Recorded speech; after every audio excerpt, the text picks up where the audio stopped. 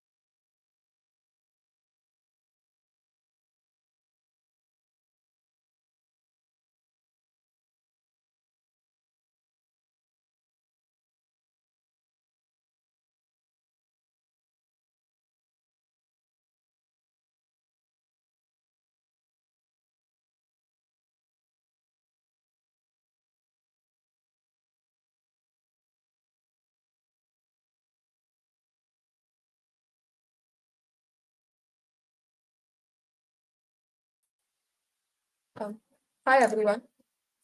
We will be starting shortly. We'll just wait for a few more people to join in, and we will start in a few minutes.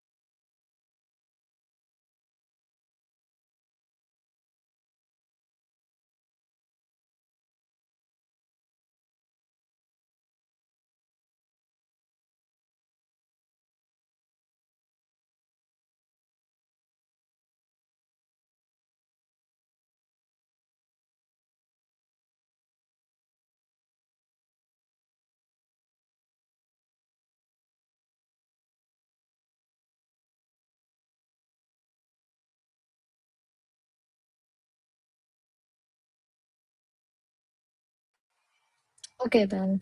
Greetings, delegates. Welcome to the long awaited RoP and research training session conducted by the Research and Development team of MUN Society.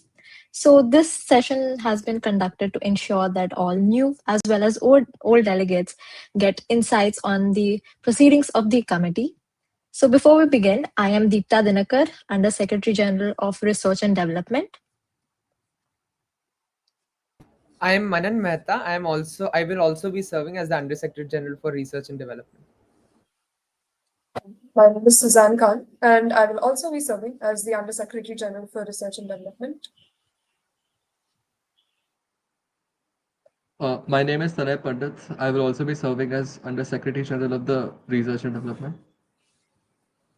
I'm Vivek Totti and also be serving as the Under Secretary General for Research and Development. Okay, then. So, let's begin.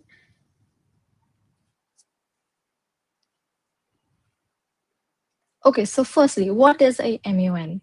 So MUN stands for Model United Nations, which is basically a simulation of the actual United Nations, where delegates come and they represent countries or portfolios and express their perspectives according to the agenda provided. For example, we have security related committees like UNSC, where current and relevant topics, or like specifically geopolitical topics, would be discussed upon. So, when you participate in an MUN, you gain certain skills that you wouldn't traditionally get in a normal classroom setting. So, we'll be showing you the skills that you would gain when you participate in an MUN. So, firstly, critical thinking. Not only would your thinking capacity be expanded, but you would also be able to think from different perspectives and would be able to analyze and evaluate information more logically.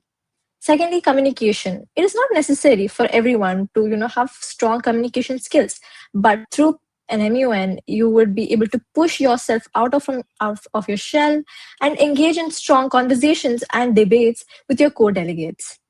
Thirdly, research. The most important skill required in an MUN is obviously researching. You guys would be going through tons of blogs, articles, reports to understand about your portfolio stance. Collaboration. This is a key thing that in an MUN you should focus on, which is being collaborative. As delegates, you would be encouraged to come together with your co-delegates and propose ideas and frameworks to make sure that your resolutions get passed. Leadership. There will be times where one would have to step up and bring all the delegates together to ensure that the flow of the committee goes per as how you want. Public speaking. So obviously, when you gain all these skills, you will automatically gain the skill to speak confidently in public, and you will be able to voice out your thoughts.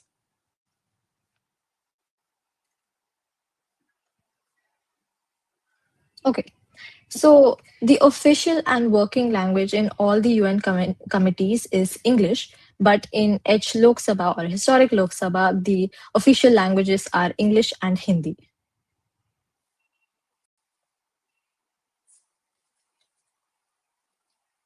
So the executive board or the EB members can be considered equivalent to judges. They would be the ones who would be deciding the flow of the debate and would also have control over the proceedings in the committee. So there's also a third member in the executive board, which is the rapporteur, who would be noting down the proceedings of the committee. So what exactly is lobbying? So lobbying is essentially when a delegate goes around the room and talks to every other delegate in the room to either promote their stance on the agenda or their viewpoint. So this is a way to get people on your side. It's a way to garner in votes. It's a way to get your motions passed, right? So we'll go over what motions are later, but this is what lobbying is. So you go out into the across the room during an unmarked call, and you talk to people essentially. So some keywords you need to keep in mind for so starting with procedural. This is everything that has to do with procedure when it comes to MUNs. So it's regarding the structure of the committee, and it depends on it. It's revolving around the voting of all the members and just the general procedure. And then there's substantive, which is essentially all the paperwork, all the DRs, and anything that is relevant to the topics of discussion.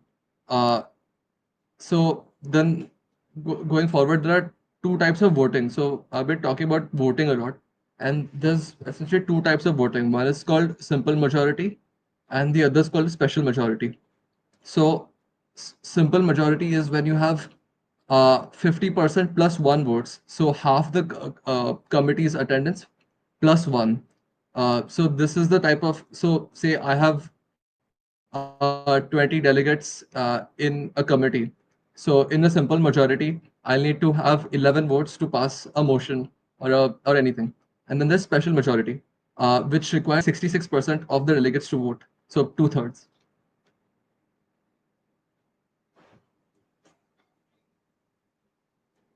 So, a choice that every delegate faces at the start of every session is the roll call. So you'll have to choose between. So there are three, things that can happen to you. So one is present. You'll either be present or voting, or you'll be absent. So absent is when you're not there during the committee session. So you won't have to vote on that. But the difference between present and voting is that when you're present, you can either choose to vote for, against, or abstain in a motion. Whereas when you're present and voting, you will have to either vote for or against. You cannot abstain in that motion. And delegates who have marked themselves as present and voting have to mandatorily vote in any motion.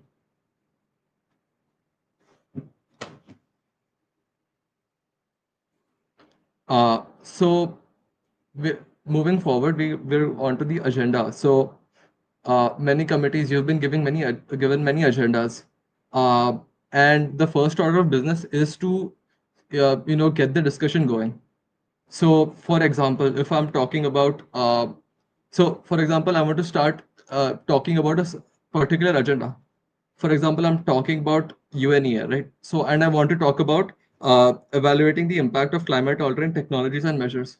So, for example, I am the delegate of India. So, what I'll say is the delegate of India moves that evaluating the impact of climate altering technologies and measures be placed first on the agenda.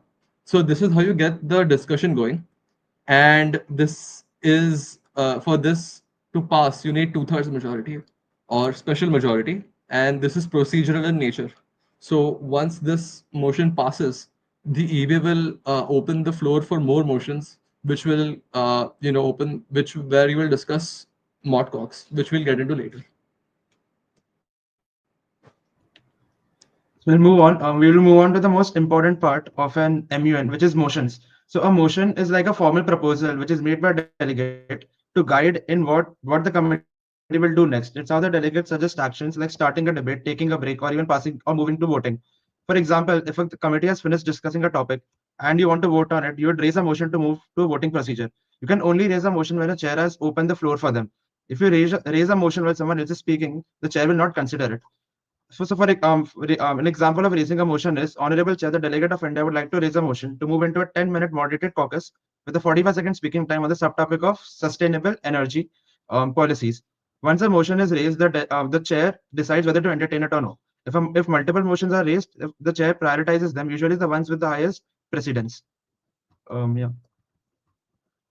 Moving on to the debate structure. In an MUN, the debate is divided essentially into two main parts. The first one is a formal debate, and the second one is an informal debate.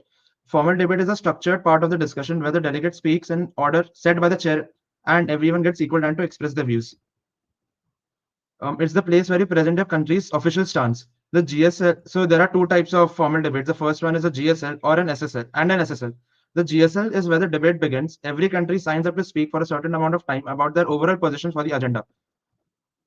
It's broad. You talk about a nation's perspective, main problems, and possible solution. Now, what an SSL is? An SSL is a sub-speakers list, which is used to discuss a specific subtopic in a formal and structured way. So yeah, moving on to an informal debate. An informal debate is where the delegates, once the delegates have shared their broad often needs more interaction.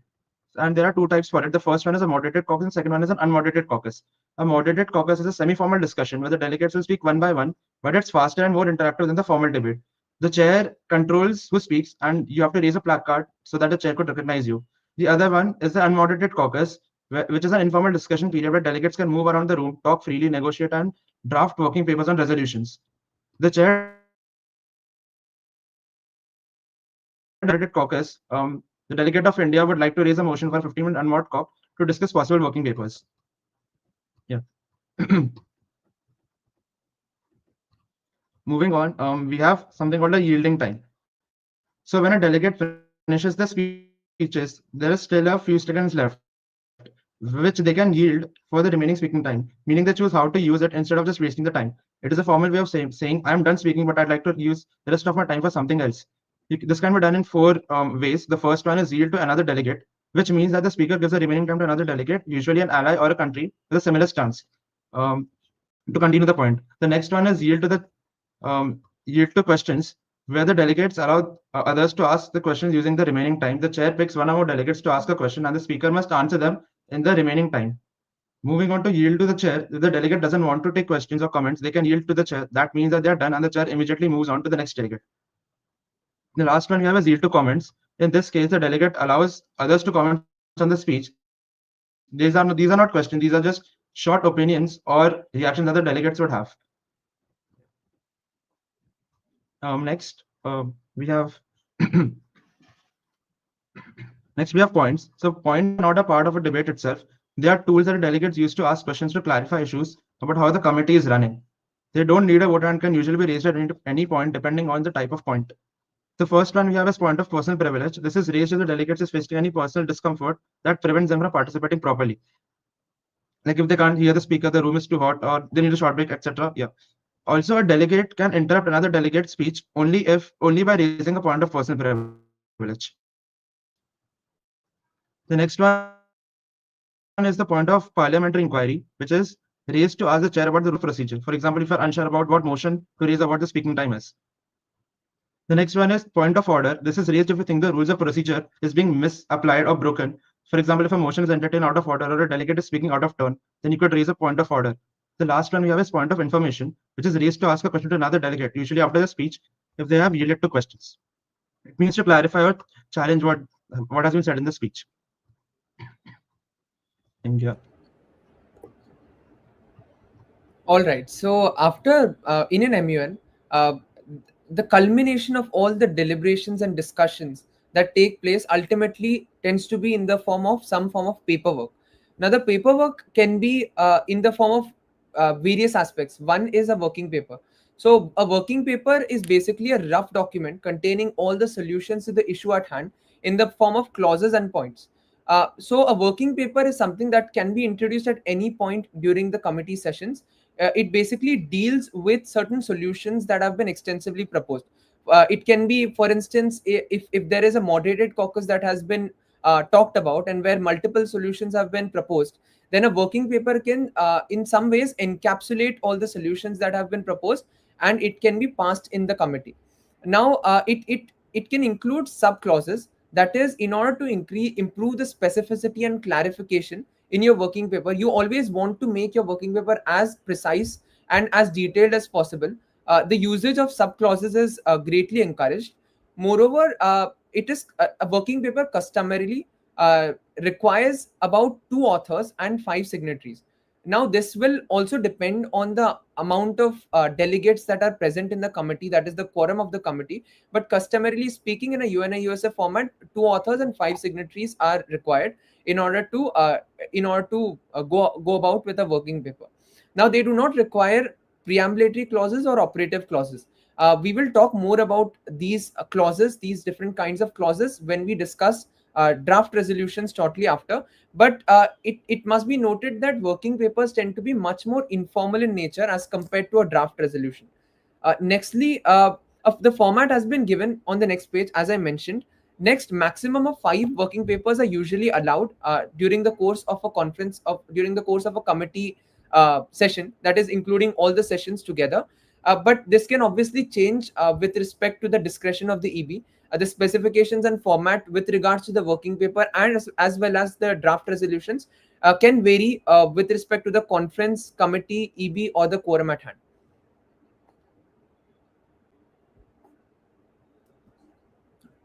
All right, so delving a bit deeper into the working papers, the way, firstly, we need to understand the way we can propose or introduce a working paper. So the delegate, for any action to take place, a motion is raised. So for instance, if a delegate wants to introduce a working paper, they would say, the delegate of, let's say, the United States of America would like to raise a motion to introduce a working paper 1.1. Now, the numbering of the working paper, that is the nomenclature of the working paper, largely happens on the basis of first come first serve. If the first working paper has been proposed in the committee, then it will be named 1.1. That is the initial instance of that working paper. Now, if there are any changes made, that is, if there are any amendments made to the working paper, it tends to turn into 1.2 or 1.3. Right. Next, there will be what the question and answer session, that is the debate. After a working paper is introduced, debates can take place on the working paper at hand. So it can happen in the form of informal debate like moderated caucuses, or in the form of question and answer session, where the presenters, that is the authors of the working paper, will discuss the working paper in a clause by clause basis, for which question and answer can take place by other delegates. Then procedural debate. A working paper is usually introduced in the form of procedural debate as opposed to substantive debate. That is, it is similar in nature to that of a formal or informal debate, where just like a moderated caucus is raised, that is a form of procedural debate. Similarly, a working paper, the introduction and passage of working paper tends to fall under the category of procedural debate. The voting for a working paper uh, tends to be just in a standard format, just like a draft resolution tends to be. And the closure of debate also tends to take place after the working papers discussions have taken place. Now we move on to the official outcome of the debate. A working paper, as I mentioned before, can be introduced and passed at any stage in the conference. But the draft resolution is essential. That is, it encapsulates all the solutions that the delegates have proposed during the committee into a single document. It is the official document which contains preambulatory as well as operative clauses, and has a much more formal wording. It has a set structure at hand. So its introduction requires a simple majority. Before introduction, the draft resolution needs to be approved by the EB. Then, after introducing the draft resolution, the author and the co-authors will explain or read out the draft resolution. Introduction and discussion of any paperwork is considered procedural, while the final passage of the draft resolution falls under the category of substantive voting, which will be discussed in greater detail in the slides to come. Next slide. Perfect. So I will also briefly delve into the life cycle of a DR. So when it comes to a draft resolution, the first stage tends to be ideation. That is, all the solutions that a block or even an entire committee, if the entire committee agrees upon passing a single draft resolution, has come up with. Then there is lobbying, trying to incorporate and encapsulate as many people's opinions in order to make it more popular and increase the likelihood of the passage thereof. Nextly, there is the drafting stage, which is the official writing up of the draft resolution. I'll briefly talk about how you go about with it. First of all, you mention the name of the committee. For example, if it is the United Nations Security Council, you write that up.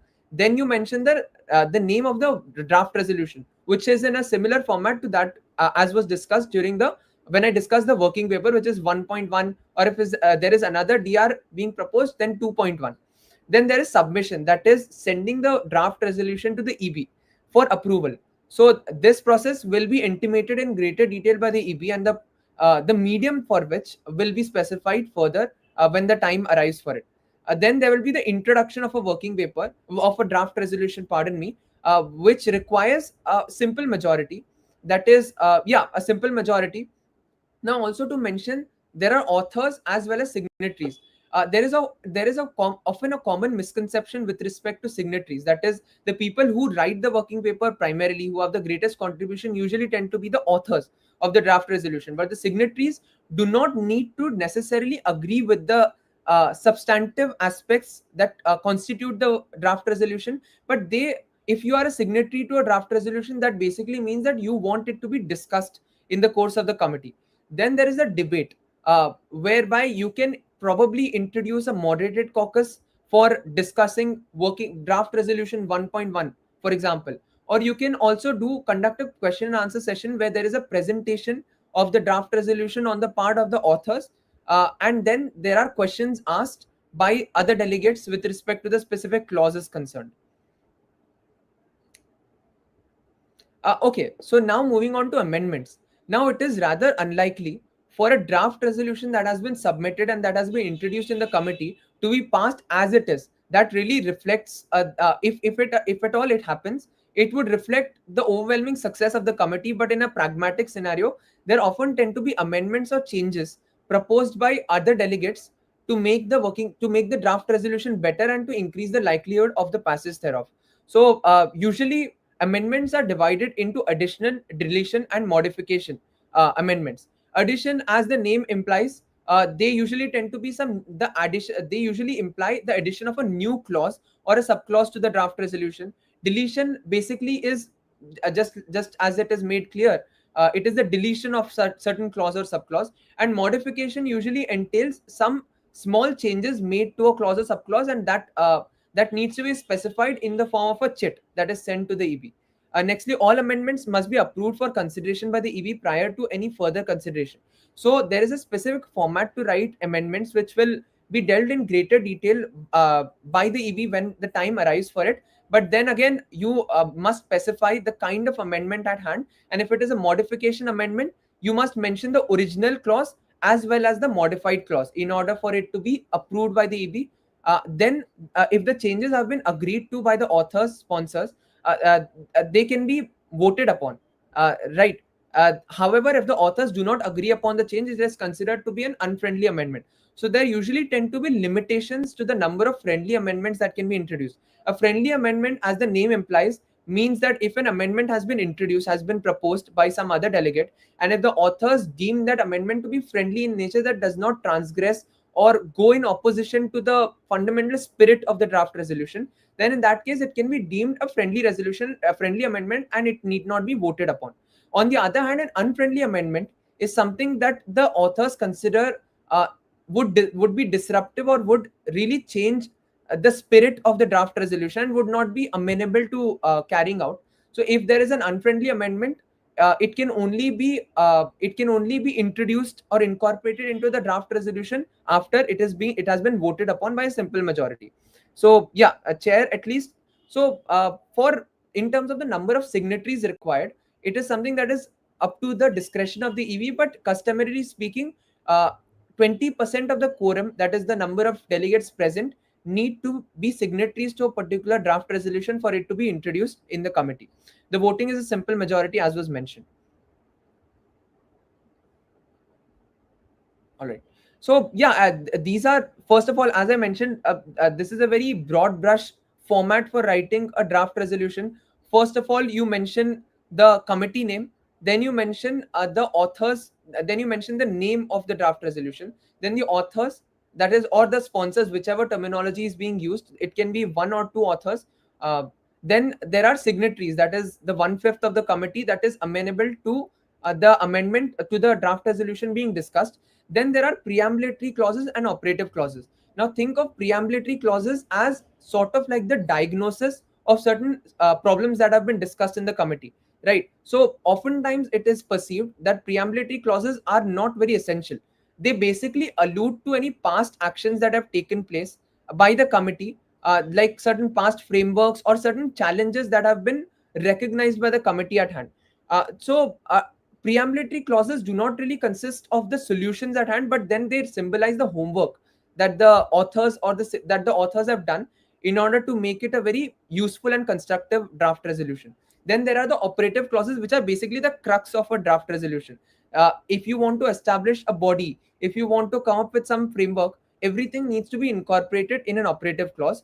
Do make note of the fact that the format for the same is very important, and it must be kept in high regard. That is, you cannot use any full stop throughout the course of the draft resolution except at the very end, because a full stop or a period in a draft resolution symbolizes the termination. That is, anything written after that would not be considered a part of the draft resolution. Then preambulatory clauses are divided in the form of commas, while operative clauses are divided in the form of semicolons, right? And they are used in the form of they are numbered, that is, they are indented in that fashion.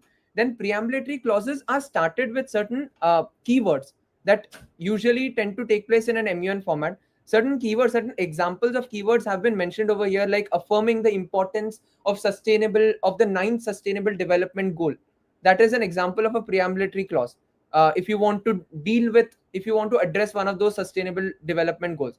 And on the other hand, to begin an operative clause, you must start with very strong verbs, like establishing a comprehensive body for fair taxation of multinational enterprises. That is an example at hand.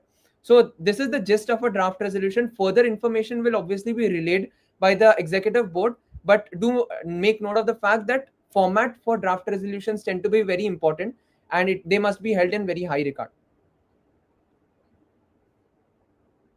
Yeah, so these are some other certain other keywords that can be considered. You can refer to these keywords even while drafting a draft resolution, but do make note of the fact that these keywords should be used. It is encouraged to use such keywords in order to make the draft resolution as resemblant and as similar to an actual resolution that is passed in various UN committees or other committees. All right, so resolution paper, as was mentioned, very briefly speaking, it basically with all the amendments and solutions, it cannot be edited any further. So a draft resolution turns into a resolution paper after all the amendments have been incorporated, right? And then after the resolution paper becomes what it is, after that substantive voting on the same takes place. That is the final voting, which requires a simple majority for it to be passed in the committee. And if it passes in the committee, that symbolizes the final outcome of the committee, and it implies that the committee has been successful in the agenda that it set forth to discuss. All right. Now we'll just move on to voting. As has been mentioned several times before, motions require a vote of some sort for them to pass. Now, for procedural matters, which includes your moderated caucuses, unmoderated caucuses, and general speakers, and other forms of debate, all delegates are required to either affirm or reject the motion that has been raised. Thus, an abstention for a vote on a procedural matter is not permitted in committee. Now, for substantive matters, which mainly pertain to the paperwork, as Manan mentioned, which is the working paper and the draft resolution, those marked as merely present have the option to abstain from voting. Now, what this means is, as we mentioned before, in the roll call, when you either say present or you say present and voting, this is when you decide whether or not you will abstain from voting in the substantive matters or the paperwork that will be introduced further on in the committee. If you have said that you will be present and voting, it is not permitted for you to abstain on a vote. Now, for the voting of the resolution, a simple general method is enforced, which is simple majority, that is 50% plus 1, is usually enforced. However, delegates can also raise a motion to enter into a roll call vote. What a roll call vote entails is that the EB will call out every delegate's name or portfolio one by one alphabetically and write down the vote. Here you can vote in 5 ways. You can vote yes, no, yes with rights, no with rights, and pass. Now, yes and no is self-explanatory. You either vote for the paperwork or the resolution, or you vote against it being passed. Now, rights is invoked when you are violating your foreign policy. For instance, if you are the delegate of the USA and you vote in favor of something that goes against your foreign policy, then you may vote yes with rights or no with rights. If you vote with rights, it means that you get to explain your vote, and this only occurs when you are violating your foreign policy. And you may also pass. However, if you pass in the first round, there will be a round of voting again, and it is not permitted for a delegate to pass in the second round. If so, that is that for voting. And once the votes have been taken for 2 rounds consecutively, the result for the DR, which is whether it has passed in the committee or not, will be declared. Now, closure of debate. Closure of debate is simply when delegates have considered that both the formal as well as the informal debates have been exhausted, and that they wish to move on to discussion on the paperwork and put forward the paperwork for discussion and voting. If the motion is seconded, then 2 representatives or delegates can speak against this motion as well. This motion is passed by a 2/3 majority, which is 66%. Now, motion to adjourn the meeting. This is done when you suspend debate until the next committee session. Now, Mumbai MUN and MUNs in general hold committee session in breaks or in portions. Committee sessions may be twice or once a day. And once the session lapses, delegates may adjourn the meeting and then continue it within the next committee session. Now, such a motion is to be immediately put to voting if raised, and that is unless the EB rules it out of order. For instance, if the committee session has just started and a delegate raises a motion to adjourn the meeting, the EB might rule it as out of order. Again, this motion requires a 2/3 majority for it to pass. Now, there is also a motion to table the topic or to table debate. If passed, this motion ensures that the current topic or agenda is paused for further debate. For instance, when a committee has two agendas, if the discussion on one agenda has been exhausted and delegates feel that it has been covered adequately, they may table the topic and move on to another agenda. Again, this motion requires a 2/3 majority to pass. Now, we've spoken a lot about the RoP and the rules of procedure, but another very, very important aspect of doing an MUN is the research that is entailed. For any delegate, research is imperative, not only for your content that you will be speaking upon, but also for your resolutions, for your paperwork, for your lobbying, and so on. Now, the main things that you must research is firstly your portfolio or your country. You must be aware of your foreign policy and of your stance, which is on the specific agenda. Along with that, you must also research on the study guide topic or simply the agenda of debate. This allows you to have a greater background knowledge on the agenda and lets you talk about more than just your country's specific stance, but also look at others and what they've done with regards to the agenda. Another important aspect of research is to research the committee, because all UN committees have varying mandates and focus on varying initiatives, which is very much relevant to your speeches and impacts how you are able to raise motions or how you are able to go on with the flow of debate in committee. Now, past actions and future policy recommendations. Not only are the past actions of your own country or portfolio important, but also those initiatives which have been taken up by the committee or by other bodies in general, and this helps you gain an understanding of what developments have occurred in the agenda and it helps you create your own future policy recommendations for your draft resolutions.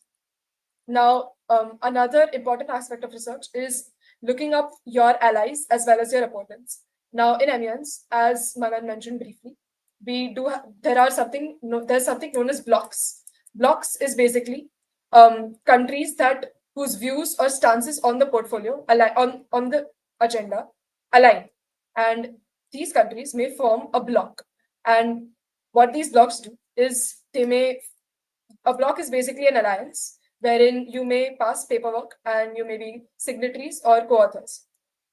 Now, it is important to research on your allies and your opponents as well, because as mentioned before, lobbying is a very important aspect of MUNs, and knowing your allies' stances and what they've done or what they've impeded with regards to the agenda is very essential. Current statistical data, again, is very important to know so that it informs you about your further actions that you might want to recommend through your draft resolutions. Now, for research purposes, we do encourage you to look at credible sources, and we also provide a study guide which will help you with your research. All right. So that is majorly it for the RoP, Rules of Procedure and Research Training session. A note to be added is that delegates for the Historical Lok Sabha Committee, as well as the JCC Joint Crisis Cabinet on the Korean War, will be following a slightly separate rules of procedure during their committee sessions. This will be explained in detail in a separate session for your committee and will be held by the respective executive board members. Moving on, we will also be now entering into a short session on a Google Meet, which will be a doubt session for you guys to ask us or any doubts pertaining to research or rules of procedure or anything else that was discussed in this meeting or not as well, which is pertaining to your committee or your portfolio or anything as such. The link for the same will be shared on the WhatsApp announcements group shortly. So if you have any doubts, do join the meet, and we can help clear those. And that is all for the research and RoP training session. Thank you, everyone. Thank you.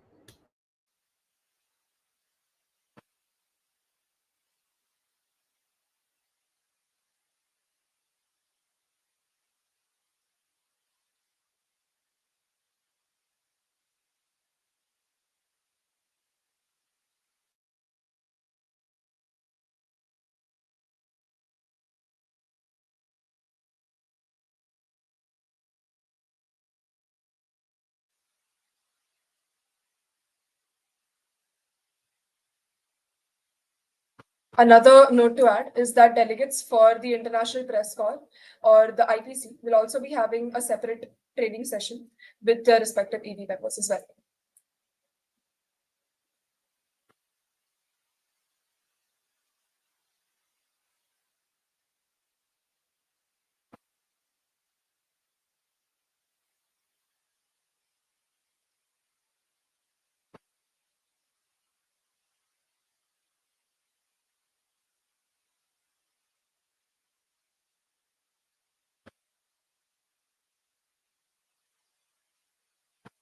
All right. Thank you, everyone. The link for the doubt session will be shared on the announcements group. Do join if you have any doubts, and we will do our best to address them there.